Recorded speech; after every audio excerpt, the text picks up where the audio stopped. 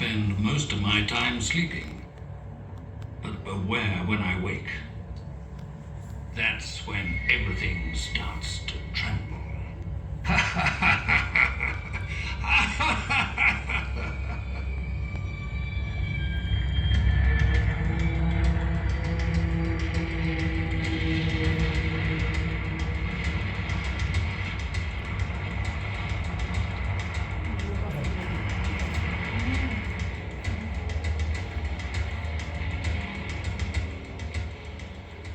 To tell you the truth, I'm feeling a bit restless.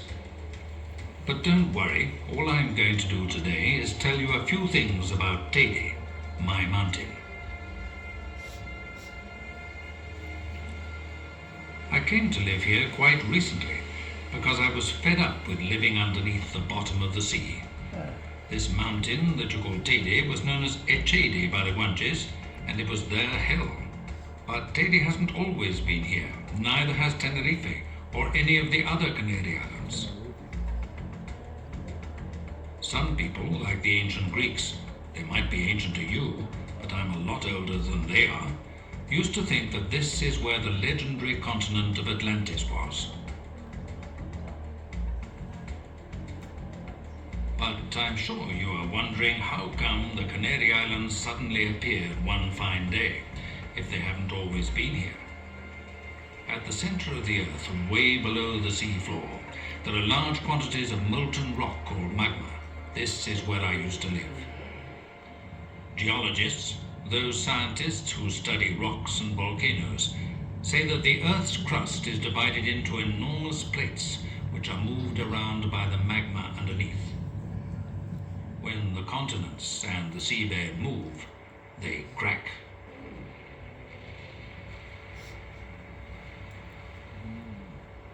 There are large cracks in the bottom of this part of the Atlantic, and these let the magma through in places.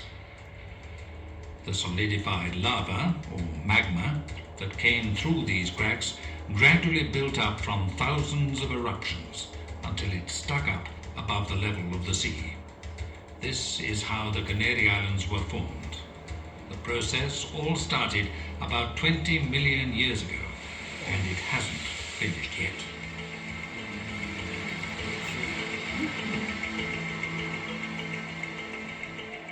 The origins of Tenerife are three large cracks that let the magma flow through and accumulate in a central area. Over thousands of years, the volcanic lava gradually made the island bigger and higher.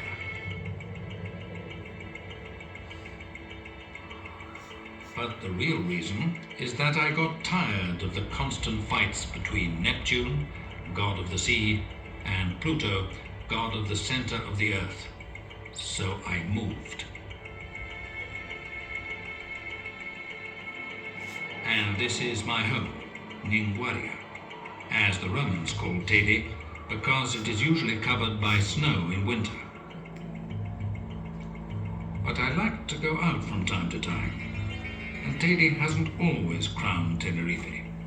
Watch. Do you think that a mountain this high is formed just like that? The Orotava Valley, Las Cañadas, don't you think that something is missing from around Teide?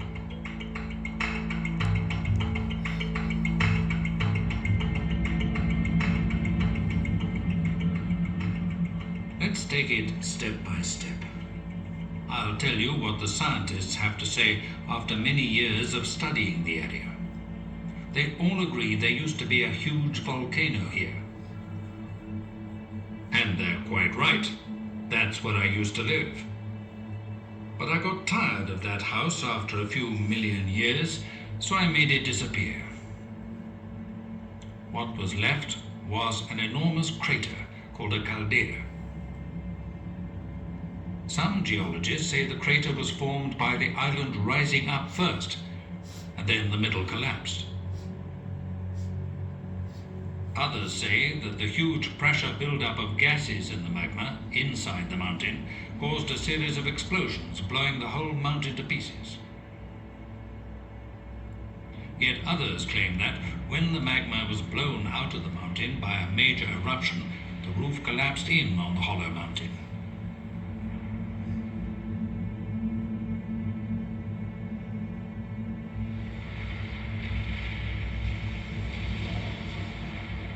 What really happened was this.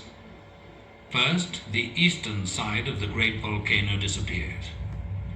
I sent it sliding down to the bottom of the sea, and this landslide gouged out what is now known as the Orotava Valley.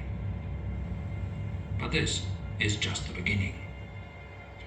Then there were some small eruptions that covered some of the landslide with lava. But the best is yet to come. There was a spectacular event that took place about 170,000 years ago. The Las Cañadas volcano was too big, and, as it was made of many different volcanic materials, it was also unstable. So, one fine day, an earth tremor, that was my neighbor Pluto moving around, shook the whole mountain. The peak collapsed and rolled down the side of the mountain in a gigantic avalanche of earth and rocks. It's what geologists call a gravity slip.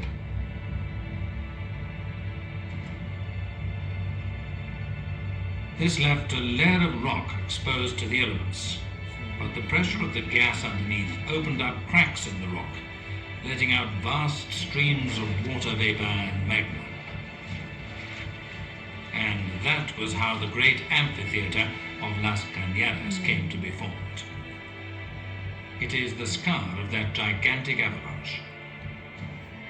Geologists have recently discovered the great mass of rocks from the avalanche. More than 1,000 cubic kilometers of rock at the bottom of the sea, north of Tenerife. I immediately started building my new house, with volcanoes erupting all over the place, especially in the center of Las Cañadas, all of which built up the great volcano of Teide.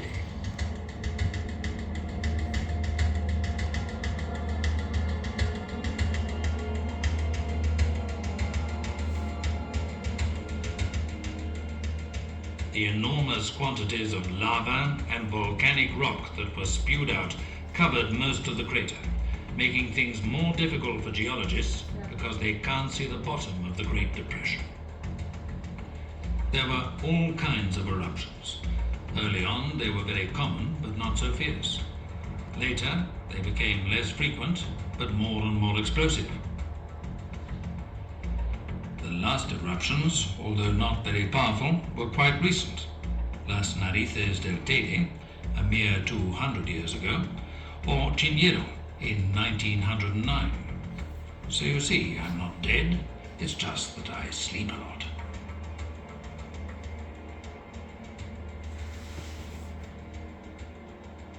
As lava is highly porous, the rain seeps through the rock and fills up the inside of the mountain. Men have known this for many years, and as water is scarce on the island and considered a treasure, they have dug holes all over the place to get to the water. That is why we have this unique system of galleries in the islands. Some of them are up to 6 kilometers long. They are getting close. Even here I can't live in peace.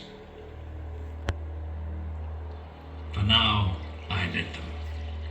I'm kind, because I must admit it's hard and dangerous work. The galleries have also given experts the chance to see what is inside the great mountain and reconstruct all that I have just explained to you. Well, that's enough. I've told you too much. Leave my house now.